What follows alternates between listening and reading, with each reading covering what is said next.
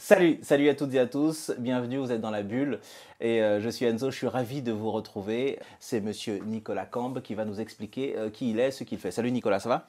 Très bien, Enzo. Allez, bienvenue, on est dans la bulle, à tout de suite.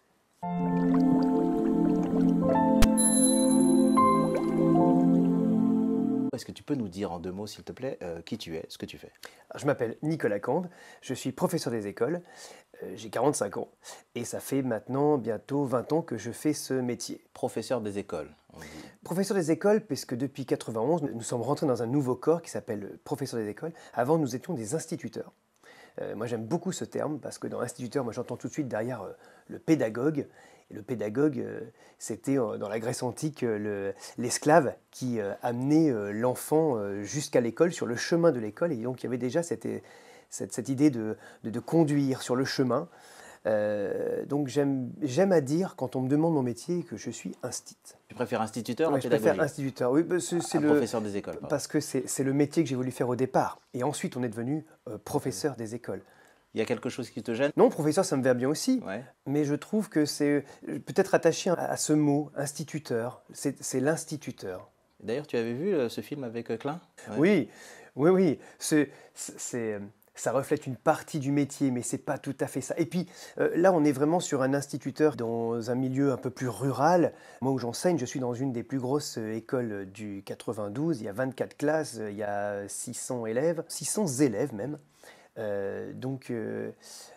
On est dans déjà un petit collège. C'est pas tout à fait la même Ouais. manière en tout cas, de mener les choses. Voilà. Juste, on fait une aparté là-dessus. Ça te plaît cette manière de faire? Tu es plus dans le sur-mesure ou t'aimes bien cette idée d'être dans ce gros collège? Je crois surtout que c'est mon parcours de vie qui m'a amené à me retrouver dans cette structure aussi grande.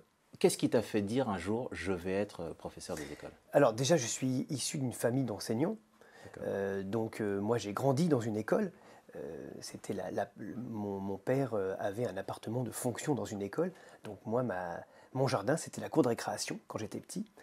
Et puis, une rencontre, comme souvent, hein, un enseignant de CM2, Monsieur Besson.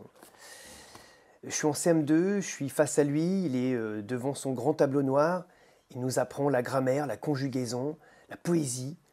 Et j'ai une forme de fascination pour cet homme et je me dis, un jour, moi, je serai lui. Voilà. Et ça m'a jamais quitté. Qu'est-ce qui te plaît dans l'idée? On est vraiment dans la transmission. C'est ça. J'ai face à moi un homme qui nous passionne, qui nous raconte plein de choses. On fait de l'histoire. Alors, c'est vrai que la grammaire, la conjugaison, c'est pas ce qui me plaît, mais enfin, c'est pas ce qui me plaît à ce moment-là dans ce qu'il nous enseigne. Ce que j'aime aussi, c'est la manière dont l'homme se positionne, le pédagogue, l'instit se positionne par rapport à ses élèves. Il y a de la chaleur, il nous accompagne, il est dans l'écoute, il y a de l'humour. Et puis il y a peut-être aussi un peu ce côté, je me mets en scène, je suis sur scène face à un public. Alors, je crois aussi qu'il y a quelque chose là, il y a peut-être un virage que moi aussi j'aurais peut-être pu prendre à un moment donné. Tu parlais d'humour. Est-ce que tu crois que l'humour a sa place dans l'école? Totalement. Totalement. Évidemment, je connais ta réponse, hein, mais est-ce que tu crois pas qu'on est là juste pour travailler? Si, mais on peut travailler de plein de manières différentes. On peut travailler en serrant les fesses, hein. On peut aussi travailler dans une certaine détente, on peut travailler avec humour, on peut travailler seul, on peut travailler à plusieurs, on peut travailler par groupe. Il y a des modalités de travail, il y en a mille et une façons, il y a mille et une façons de faire la classe. Parce que c'est pas à toi que je vais expliquer la définition de travail. Hein, c'est un instrument de torture quand même, le tripalium. Bon, je t'ai coupé. Tu me disais qu'il y a plusieurs manières de travailler en groupe, etc. Monsieur Besson m'avait vraiment marqué par son humour. Sans doute parce que ceux d'avant que j'avais eu du CP au CE1, au CM2, pardon, ça m'avait pas marqué. J'avais trouvé même au contraire beaucoup d'autorité, presque de l'autoritarisme chez certains. Et quand je me suis dit un jour je serai cet homme, je crois qu'il y avait aussi... il a laissé une empreinte, cet homme. Le jour où j'ai eu mon diplôme, je l'ai photocopié et au verso, je lui ai écrit une lettre pour le remercier, parce que c'est aussi lui qui m'a guidé. Il a été le pédagogue, celui qui m'a emmené sur le chemin de l'école, à un moment donné. Et cet humour, je l'ai gardé en arrière-plan en me disant, dans ma classe, je veux que mes élèves, quand ils arrivent le matin et qu'ils franchissent la porte de la classe, la première chose que je veux voir, c'est un sourire. C'est à peu près ce que j'ai tous les matins, à peu près. Toi, tu enseignes en quelle classe? CP, le cours préparatoire. Donc c'est cette classe où on va apprendre la lecture. Je veux vraiment ton avis, si tu peux faire sans langue de bois. Pourquoi, à ton avis, on ne regarde pas les professeurs comme des médecins? Il n'y a rien de plus extraordinaire que d'apprendre à lire, de proposer à une personne, à un individu, à un être humain, de s'ouvrir à un autre monde. Pourquoi est-ce que vous n'êtes pas au même niveau qu'un médecin? Quand tu dis médecin, moi j'entends le soignant. Moi je ne suis pas un soignant, je suis un accompagnant. Effectivement, l'apprentissage de la lecture, c'est une fabuleuse histoire. Moi, c'est mon premier salaire. Voilà, mon premier salaire dans la classe, c'est quand j'ai un élève qui tout d'un coup lit un mot, lève les yeux, me regarde, ça s'allume parce qu'il vient de mettre du sens. Ça, c'est mon premier salaire. Pour eux, un nouvel univers s'ouvre, c'est le monde de l'écrit. Et de les accompagner dans cet univers et de leur donner la possibilité non seulement de le comprendre, de l'appréhender, mais en plus de le produire, c'est une histoire fabuleuse. On est tous admiratifs devant des médecins et moins devant des professeurs. On a beaucoup ouvert l'école ces dernières années aux parents, ce qui est bien. Je crois que les parents ont à mettre un pied dans l'école, mais les parents d'élèves doivent mettre un pied dans l'école. Ceux qui ne sont pas parents d'élèves, ils ne sont peut-être pas dans la bonne posture. Je fais un métier où tout le monde y est passé. Médecin, je ne sais pas ce que c'est qu'un médecin, je n'y connais rien en médecine. Avocat, j'y connais rien en droit. Professeur, mais tout le monde a quelque chose à dire, on est tous passés à l'école. Donc on a tous une idée, on a tous quelque chose à raconter sur notre propre passé, sur la relation qu'on a au savoir, la relation qu'on a à l'élève qu'on a été, à l'enfant qu'on a été, aux parents, puisque une fois qu'on devient parent, on est parent d'élèves. Ce qui fait que la distance est plus courte, ça vient nous chercher. Hein. Ouais. Mais même nous, quand on est professeur face à des élèves, ça vient nous chercher, notre enfance vient nous chercher. Mais est-ce que tu t'es déjà vu dans une posture de professeur que tu détestais? Oui. Ouais. Et comment tu réagis par rapport à ça? Souvent, après, je viens présenter mes excuses aux élèves. Ah, voilà. Tu présentes tes excuses aux élèves? Évidemment. Ah oui, évidemment. 90% de mon temps, c'est de la gestion humaine. Hein. Ouais. Et je me gère avec. On projette ce qu'on est dans une classe. Je parlais d'humour. Les élèves me renvoient aussi ce qu'ils sont. J'ai 24 individualités dans ma classe, plus la mienne. On gère de l'humain. Et en début d'année, pris un peu dans l'élan d'un agacement, j'avais claqué la porte de l'armoire au fond de la classe pour rétablir le silence dans la classe. Un peu peut-être dépassé par le bruit. Voilà. Et effectivement, électrochoc, les élèves se retournent, me regardent. Sauf que certains étaient un peu apeurés quand même, ça a été un claquement un peu fort. Voilà, tout ce que je déteste, un enseignant a plein de façons de ramener les silences, le troupeau à la maison, sans forcément être dans ces extrêmes-là. Et donc, dès le lendemain, j'ai effectivement présenté mes excuses auprès de mes élèves, parce que je n'ai certainement pas à réagir comme ça. Alors, tu sais qu'il y en a qui s'encombrent un peu moins de ce genre de choses. Glissons. Oui, mais je ne peux pas leur demander à eux d'être dans un partage, dans une écoute, dans une bienveillance permanente entre leur père et avec moi, si moi-même, j'en suis pas capable. Qu'est-ce qui te fait lever le matin dans ton métier? Le truc qui te fait...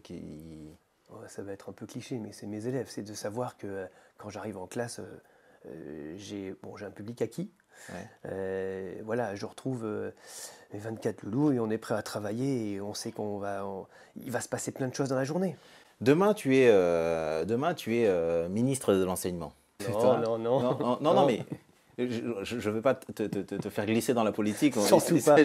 Mais l'idée, il y a un truc. Je prends l'exemple de Gérard Lenormand si j'étais président. Donc, si tu étais ministre de l'école, il y a un truc comme ça. Est-ce que tu as une idée d'un truc que tu aimerais faire? Là, on est en primaire. Hein. Donner plus de moyens humains à l'école. Voilà, on manque un peu de moyens humains. Il faudrait que dans les écoles, il y ait un peu plus de psychologues, Il faudrait qu'il y ait aussi des orthophonistes.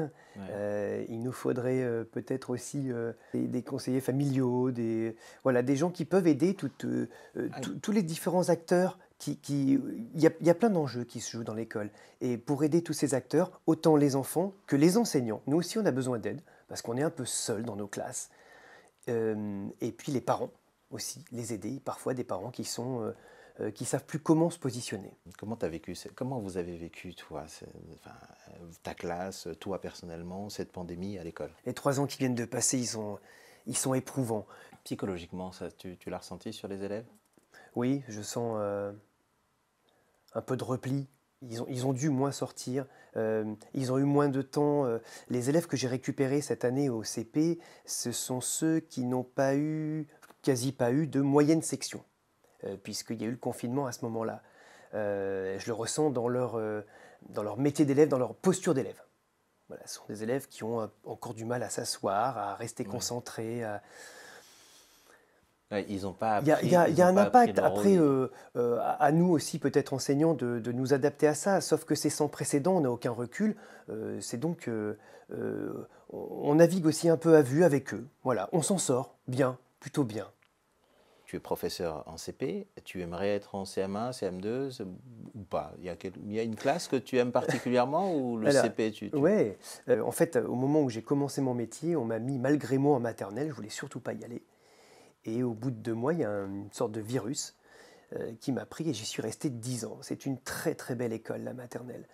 On a cette chance en France d'avoir ces 3 premières années, petite section, moyenne section, grande section, voire même toute petite section dans certains lieux, où l'enfant commence déjà à s'épanouir, à s'instruire dans une très belle école qu'est la maternelle. J'y ai pris énormément de plaisir à travailler avec les tout petits. Et puis, à un moment donné, surtout après avoir fait de la grande section, je me suis dit, mais qu'est-ce qu'il y a après?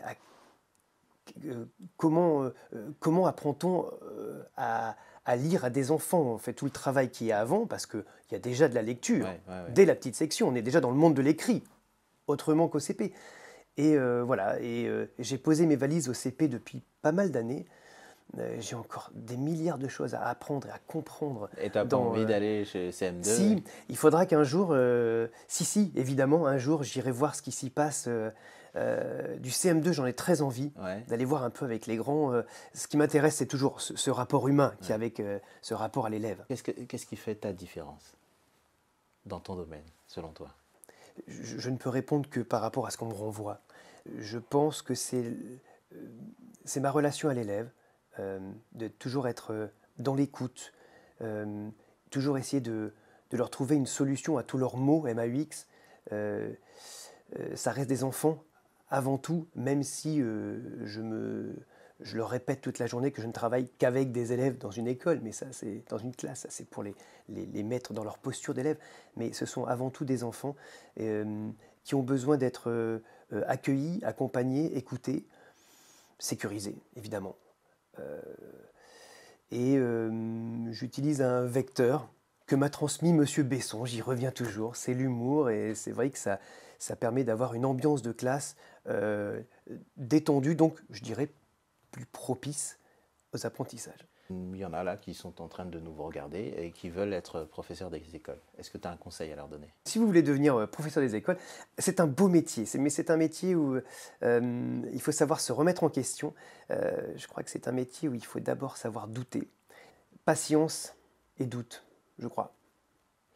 C'est Alain qui disait que le doute est le sel indispensable à la vie sans lequel toutes nos connaissances seraient pourries.